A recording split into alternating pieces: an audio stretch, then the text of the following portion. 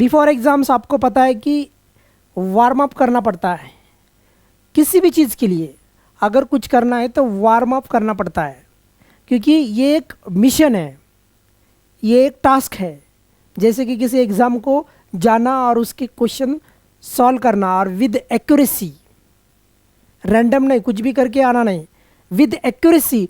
तो उसी लिए एक्सरसाइज की रिक्वायरमेंट होती है, उसी लिए प्रैक्टिस की रिक्वायरमेंट होती है। और before practice we have to warm up. और इसीलिए हम वार्म अप सीरीज में आज मिक्स्ड टॉपिक देखने वाले हैं। मिक्स्ड टॉपिक्स मतलब आर्टिकल से रिलेटेड, प्रोनाउन से रिलेटेड, वर्ब से रिलेटेड, अलग अलग अलग। तो ये वार्म अप जो सीरीज़ है, इसमें अलग अलग सरप्राइज एलिमेंट्स के क्वेश्चन जब तक तुम्हें मतलब टैकल करने नहीं आते तब तक आपको अच्छा स्कोर नहीं हो सकता है। अच्छा स्कोर करना है आपको तो वार्म अप करना पड़ेगा, अच्छा स्कोर करना है आपको तो प्रैक्टिस करनी पड़ेगी। एक यहाँ पे मैंने एक कोट यहाँ पे लिखी है, देखो। हार्ड वर्क टुडे, मतलब आज जो तुम हार्ड वर्क करने जा रहे हो, hard work which means smart work he consider करो। हार्ड वर्क टुडे मीन्स, इसका मतलब क्या होता है, आज का जो हार्ड वर्क है सक्सेस टुमारो, कल की जो सक्सेस है उसकी गारंटी आज की हार्ड वर्क में है। क्लियर? तो हार्ड वर्क यानी वार्म अप करेंगे, वार्म अप के बाद फिर आपको मैं एडवांस लेवल के जो भी प्रैक्टिस है तो वो भी आपसे करवा लूँगा। चलो let us start with the question. देखो यहाँ पे क्लियर है, इंग्लिश का टॉपिक, अभी ये टॉपिक मिक्स्ड है इसलिए यहाँ पे मिक्स्ड लिखा है मैंने। क्वेश्चन पढ़ो, कितना अच्छा सा बनाया ना। देखो, the following sentence has been split into 4 segments. ये जो सेंटेंस है ये वाला, ये चार भागों में इसको मैंने बांटा है।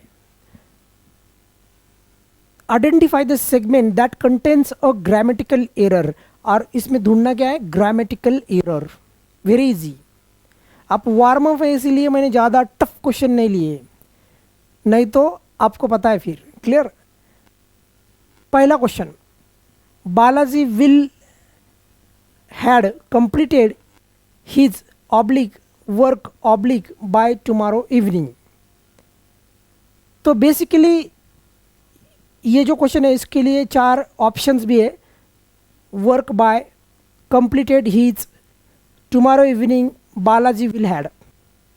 एरर कहाँ पे है बस इतना पहचानना है, मतलब यहाँ पे है क्या, इतना सेंटेंस में है क्या, या फिर इतने सेंटेंस में है क्या 2 नंबर में, या फिर यहाँ पे है क्या 3 नंबर में, या फिर यहाँ पे है क्या लास्ट में 4th पार्ट में। बताओ, जल्दी से उड़ाओ, चलो बताओ जल्दी से क्वेश्चन को उड़ाना है, क्योंकि ये वार्म अप है, ये कोई टफ क्वेश्चन की सीरीज़ नहीं अभी, ये सिर्फ वार्म अप, फिर बाद में एडवांस की तरफ हम जाने वाले हैं। बताओ जल्दी से, जल्दी, speed up. Balaji will had, देखो कहाँ पे एरर दिख रहा है, एरर कहाँ पे है, उस वही ऑप्शन को टिक लगाना है, क्योंकि यहाँ पे मतलब यहाँ पे लिखा है कि identify the segment that contains grammatical error. Error है ही इसमें, तो सिर्फ फाइंड आउट करना है कौन से सेगमेंट में है।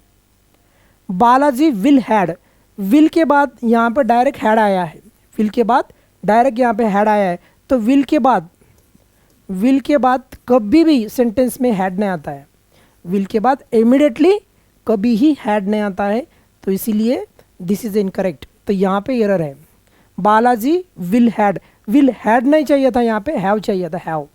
बालाजी विल हैव, देखो ऐसा, विल के बाद हैड कभी आता नहीं, हैड प्लस V3 नहीं आएगा, हैड आता ही नहीं। क्लियर? विल के बाद कभी हैज़ नहीं आता, हैज़ कभी नहीं आता, V3 के वो बात ही छोड़ दो। लेकिन एक बात यहाँ पे आपको क्लियर करना चाहिए, यहाँ पे एक बात आपको क्लियर करनी चाहिए, और वो है कि विल के बाद क्या आता है सर, वो बताओ आप। विल के बाद जो है, एक तो विल के बाद B प्लस V3 आएगा, या तो फिर विल के बाद हैव प्लस V3 आएगा, इसके सिवाय नहीं आएगा कुछ, इसके सिवाय V3 नहीं आएगा। फॉर एग्जाम्पल विल के बाद डायरेक्ट V3 है तो भी नहीं चलेगा, मतलब ये सिचुएशन भी इनकरेक्ट है। हैज़ आया विल के बाद तो ये भी इनकरेक्ट है, और हैड आया तो ये भी इनकरेक्ट है। प्लेन हैड आया या फिर हैड के साथ V3 आया, कौन सा भी आने दो, विल के बाद हैड आता ही नहीं, विल के बाद हैड आता ही नहीं, इमीडिएटली आता नहीं। विल के बाद हैड, विल के बाद हैज, और विल के बाद V3 नहीं आता। V3 कब आएगा, विल बी और V3, विल हैव और प्लस V3, ऐसा स्ट्रक्चर बनेगा सेंटेंस का। और यहाँ पे क्या दिया था बताओ, विल के बाद हैड, विल के बाद हैड, तो वेरी इजी क्वेश्चन था ये। तो कहाँ पे एरर है बताओ, ऑप्शन नंबर 4 डी में। बालाजी विल हैड नहीं चाहिए था यहाँ पे, विल हैव और V3, और यहाँ पे V3 completed, Balaji will have completed his work by tomorrow evening. Clear, चलो नेक्स्ट, ये क्लियर हुआ। Concept clarity is very very important. Next question, ये टॉपिक, ये कौन सा टॉपिक के ऊपर था, ये वाला मिक्स्ड क्वेश्चन था, लेकिन कहाँ किस पे था, ये वर्ब पे, वर्ब या फिर टेंस पे था, टेंस। क्लियर, नेक्स्ट चलो बताओ, उड़ाओ इसको जल्दी से, आंसर इट, चलो जल्दी जल्दी बताओ, वीडियो को पॉज करो और आंसर निकालो। बताओ, following sentences has been split into 4 segments, same pattern है। Identify the segment that contains a grammatical error, सिर्फ ग्रामेटिकल एरर आपको फाइंड आउट करना है, दैट इज अ रिक्वायरमेंट। चलो, Raghavika changed her costume before she had leaves for home. Very easy ये question पूछा हुआ है, वेरी इजी क्वेश्चन है। बताओ, Raghavika changed her costume before she had leaves for home. Had के बाद क्या आता है, हैड के बाद V3 आता है, कभी भी याद रखना, हैड के बाद V3 आता है। हैड के बाद क्या नहीं आता है, चलो हैड के बाद जो है, हैड के बाद कभी भी V1 नहीं आएगा, हैड के बाद आएगा तो V3 ही आएगा। क्लियर हुआ ये इनकरेक्ट और ये करेक्ट। और यहाँ पे क्या दिया था बताओ, यहाँ पे हैड के बाद लीव्स दिया है, लीव्स नहीं आएगा, लीव्स ये तो V1 हुआ ना। क्लियर, तो लेफ्ट ये आना चाहिए, लेफ्ट V3, वर्ब के रिलेटेड ये फिर टॉपिक, मतलब हैड के बाद V3, Raghavika changed her costume before she had left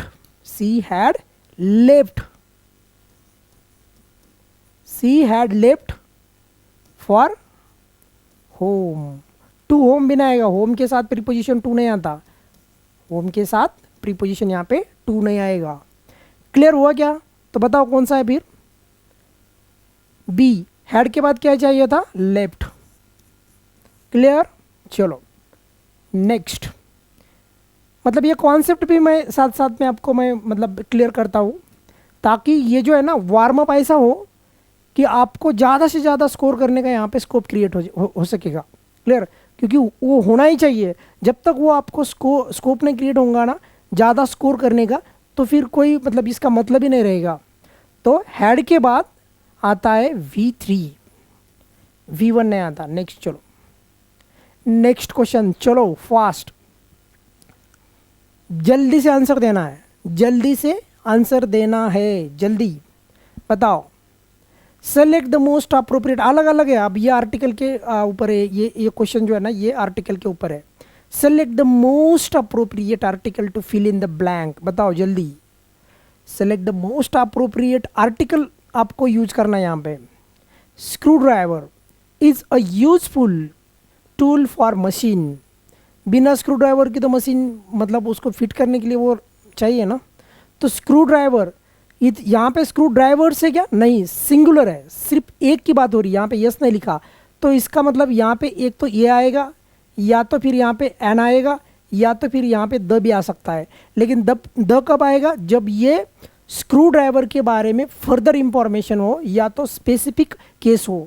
लेकिन जब कोई नाउन फर्स्ट टाइम इंट्रोड्यूस होता है, जब कोई नाउन फर्स्ट टाइम इंट्रोड्यूस होता है तो उस सिचुएशन में, उस सिनारियो में आर्टिकल द का उपयोग नहीं होता। तो स्क्रू ड्राइवर ये फर्स्ट टाइम इंट्रोड्यूस हो रहा है तो इसीलिए यहाँ पे क्या आएगा ये, क्योंकि यस का जो साउंड है वो कॉन्सोनेंट है, और कॉन्सोनेंट साउंड के लिए कौन सा लेते हैं अपन, वो आर्टिकल ये। A screw driver is a useful metal for machine. अच्छा, यहाँ पे एक बात गौर करनी है आपको, ये आर्टिकल के ऊपर का क्वेश्चन है। आर्टिकल, एक बात यहाँ पे आपको ध्यान देना है कि ये जो पैटर्न है ना, ये वाला अ यूजफुल, ये जो है अ यूजफुल, तो ये यूजफुल के सामने भी क्या लगा है, ये लगा है, ये किसके लिए लगा है, टूल के लिए लगा है। अ useful tool, a useful metal, ये ऐसे अलग अलग जो फ्रेज है तो उसको भी एग्ज़ाम में पूछा जाता है। नहीं तो तुम सिर्फ ऐसे मतलब कंसिडर करके बैठेंगे कि सिर्फ फर्स्ट टाइम इंट्रोड्यूस हुआ तो स्क्रू के पहले ये आया है। ये भी जो फ्रेज है यूजफुल का यूज करके, अ यूजफुल मेटल, एग्जाम्पल के लिए मैं यहाँ पे लिखता अ यूजफुल मेटल। अब ये यहाँ पे जो ये है, ये आर्टिकल ये मेटल के लिए आया है, लेकिन एन यूजफुल मेटल नहीं आएगा। That is the point you have to remember. Got it. चलो, तो आंसर कौन सा होगा इसमें, ये वाला, ये सी। क्लियर। 3 नंबर का जो आंसर है ऑप्शन का वो होगा। ठीक है, नेक्स्ट बताओ जल्दी। ये भी क्वेश्चन कौन सा है, किसके ऊपर है, ये रेसिप्रोकल प्रोनाउन पे ऊपर है।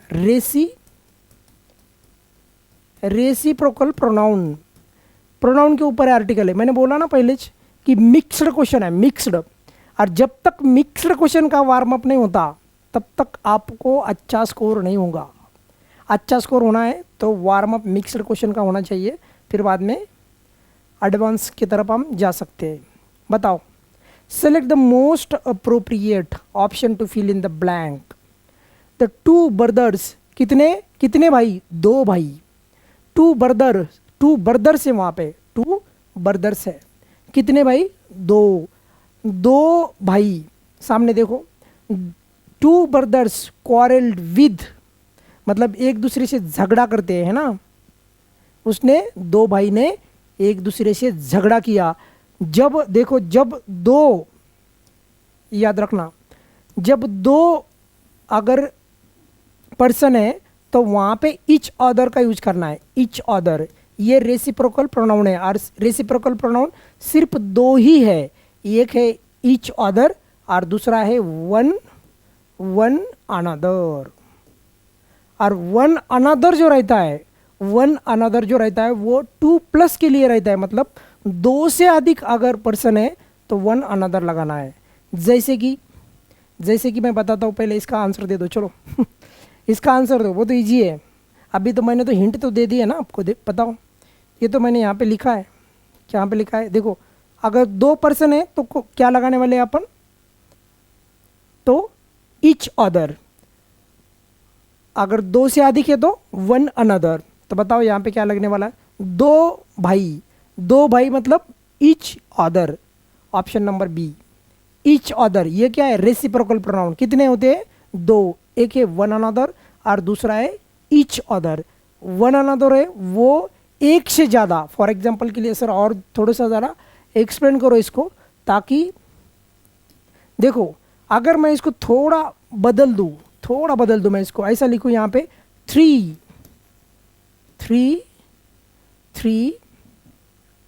ब्रदर्स या 3 फ्रेंड्स। अब यहाँ पे वन अनदर आने वाला है, ईच अदर नहीं आने वाला, वन अनदर। क्यों, क्योंकि यहाँ पे कितने आदमी थे, 3 आदमी थे। तो 2 से ज़्यादा तो वन अनदर, 2 से 2 तक तो ईच अदर। Got it. तो option number B, each other, इसका आंसर होने वाला है। रेसिप्रोकल प्रोनाउन बहुत इजी होते हैं और उसके ऊपर जितने भी क्वेश्चन आएंगे वो भी इजी ही होते हैं। क्लियर। नेक्स्ट चलो बताओ जल्दी से। Select the most appropriate to fill in the blank. Ajay Banga कौन है? World Bank chairman, World Bank का जो अध्यक्ष रहता ना, तो वो अजय बंगा। यहाँ पे fill in the blank, first ever Indian American to head dash dash World Bank. बताओ आर्टिकल। अब ये बहुत इजी है क्या? नहीं बताओ, आर्टिकल के ऊपर क्वेश्चन है, इजी है ना। लेकिन इजी भी क्वेश्चन आपको पता है क्या? कोई ऐसे भी स्टूडेंट हो सकते हैं कि जिसको इजी भी क्वेश्चन आते नहीं है, क्योंकि उसको पता ही नहीं है कि इजी क्वेश्चन मतलब किस तरह से टैकल करना है। अब ये क्या है? फर्स्ट जो है वो है ऑर्डिनल एडजेक्टिव, ऑर्डिनल एडजेक्टिव। अच्छा सर, ऑर्डिनल एडजेक्टिव जो होते हैं, तो जब भी सेंटेंस में ऑर्डिनल एडजेक्टिव होती है तो उसके सामने कौन सा आर्टिकल लेना है? तो डेफिनेट आर्टिकल लेना होता है, द आर्टिकल। ऑर्डिनल एडजेक्टिव मतलब first, second, third, fifth, that is clear. मतलब these are the ordinal adjectives. तो कौन सा मतलब, तो सेंटेंस कैसा बनेगा? The Ajay Banga become the first ever Indian American to head. अब यहाँ पे क्या आने वाला है? पहला तो आपको पता हुआ, आपको पता यहाँ पे चल गया कि फर्स्ट ये ऑर्डिनल एडजेक्टिव है, और ऑर्डिनल एडजेक्टिव रहते हैं फर्स्ट, सेकंड, थर्ड, फिफ्थ ऐसे। तो उसके सामने आता है डेफिनेट आर्टिकल दो। तो आंसर में अगर ऑप्शन में देखेंगे तो यहाँ पे आया क्या? नहीं, ये कट। ये आया कि यहाँ पे कट। एलिमिनेशन का भी यूज करो, आपके पास अब सिर्फ दो ऑप्शन बचे। बताओ दो में से, तो वर्ल्ड बैंक, कितने वर्ल्ड बैंक है दुनिया में? सिर्फ एक ही वर्ल्ड बैंक है ना। अगर दुनिया में एक ही वर्ल्ड बैंक है तो ये, इसीलिए यहाँ पे भी क्या आएगा? द। मतलब द पहले में भी, द फर्स्ट ऑर्डिनल एडजेक्टिव के बाद भी, और वर्ल्ड बैंक को भी क्या लगेगा? The world bank, the world bank. Clear हुआ? द यहाँ पे भी और द ऑर्डिनल एडजेक्टिव के साथ भी। नेक्स्ट बताओ, बहुत इजी है, लेकिन वार्म अप के बिना तो हम नहीं जाएंगे सामने, बिना वार्म अप के हम सामने नहीं जाने वाले हैं। बताओ जल्दी से बताओ, चलो चलो fast fast. Select the most appropriate verb to fill in the blank for given sentence. अच्छा, गिवन सेंटेंस के लिए बोला है भाई। बताओ, it dash dash me around half an hour to get to school. मतलब मुझे स्कूल को जाने के लिए कितना टाइम लगता है? Half an our. क्लियर? लेकिन यहाँ पे फिल इन द ब्लैंक, यहाँ पे क्या आने वाला है? ये आपको कौन सा वर्ब आने वाला है, ये सिर्फ यहाँ पे फाइंड आउट करना है। बताओ। अब इट क्या है? सिंगुलर प्रोनाउन है, डमी सब्जेक्ट भी हो सकता है वो। क्लियर? लेकिन इट सिंगुलर है, तो उसके साथ जो भी मतलब वर्ब आएगा, ये तो V2 आ सकता है, नहीं तो फिर वहाँ पे जो भी वर्ब आएगा उसको ES IES या यस ये लगने ही वाला है। तो यहाँ पे देखो, इट टेक्स आ सकता है क्या? आ सकता है सर। अच्छा सर, ये क्यों ना है बताओ? टेकन आता, लेकिन टेकन के साथ सिर्फ मतलब प्लेन टेकन नहीं आता, सिर्फ देखो, जैसे कि देखो यहाँ पे मैंने ऐसे लिखा टेकन, तो टेकन और यहाँ पे सब्जेक्ट, तो सब्जेक्ट के बाद डायरेक्ट V3 नहीं आएगा कभी सेंटेंस में, तो उसके बीच में कुछ तो आने वाला है ना। जैसे कि जो भी हेल्पिंग वर्ब है, जैसे देखो हैव, हैज़, कौन सा भी हो सकता है, हैड। क्लियर? ये जो है क्या? Helping verb. लेकिन यहाँ पे इट के बाद तो कोई हेल्पिंग वर्ब नहीं, इसीलिए V3 तो आने की कोई पॉसिबिलिटी भी नहीं थी, V3 आने की पॉसिबिलिटी कुछ नहीं थी। अब देखो, हैड प्लस V3 है कि यहाँ पे? नहीं, हैड के बाद कभी V2 नहीं आता। लिख लो यहाँ पे, हैड के बाद और ऐसे एरर बहुत आते हैं एग्जाम में। हैड के बाद V2 नहीं आएगा कभी। हैड के बाद जो आने वाला जो वर्ब होगा वो होगा हैड प्लस V3। देखो यहाँ पे हैड के बाद V2 आया है, टेकन, तो हैड के बाद V2, तो ये भी इनकरेक्ट है ये भी। अब ये वाला देखो, हैड के बाद यहाँ पे तो V1 आया, इधर तो ये तो कमाल ही कर दिया इसने। तो हैड के बाद V3, तो ये भी नहीं हो सकता है। तो हैड के बाद क्या आना चाहिए? V3। लेकिन सेंटेंस का मीनिंग पहले पहचानो। और इसमें क्या पूछा है? इट टेक्स मी, मतलब मैं रोज चाहता हूँ, और जिस मतलब स्कूल को, और जहाँ तक मेरी स्कूल है वहाँ तक जाने के लिए मेरे को हाफ एन आवर लगता है। रेगुलर जो है ना ये क्रिया है, तो इसलिए इसको सिंपल प्रेजेंट टेंस में लिखेंगे। इसलिए क्या आएगा आंसर वाला मतलब ऑप्शन नंबर 1 वाला ये takes, option number first takes, it takes me around half an hour to get school. और कुछ बचे कि बताओ? चलो हो गए इतने ही, मतलब इनफ है ये जो अभी तो मैंने जैसे तुमको पहले ही बोला था कि ये वार्म अप सीरीज़ है, सिर्फ ज़्यादा मैं इसमें मतलब क्वेश्चन नहीं लेने वाला। लेकिन जितने भी क्वेश्चन मैंने अभी ये सेशन में लिए हैं this are only for warm ups, ताकि जो मैं आने वाले सेशन में जितने भी एडवांस लेवल के जो भी क्वेश्चन कराऊंगा ना मैं, तब मज़ा आएगा।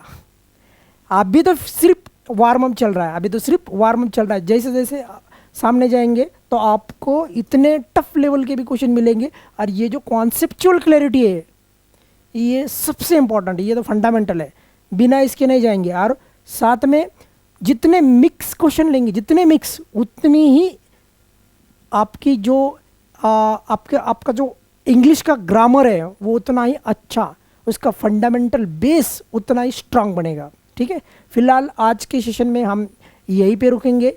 If you have any problem, if you have any question, you can ask me, comment box में कमेंट करो और पूछो। और सबसे इम्पॉर्टेंट चीज़, वीडियो को शेयर करो, वीडियो को ज़्यादा से ज़्यादा। सपोज अगर आपको ही चैनल पसंद आया और मेरे फ्रेंड को मैं रिकमेंड ही नहीं करूँगा क्योंकि मेरे को भी फ़ायदा लेना है, तो ऐसा मत करो। ज़्यादा से ज़्यादा लोगों को चैनल को शेयर करना है और ज़्यादा से ज़्यादा लोगों ने चैनल को लाइक और सब्सक्राइब भी करना है। Thank you so much.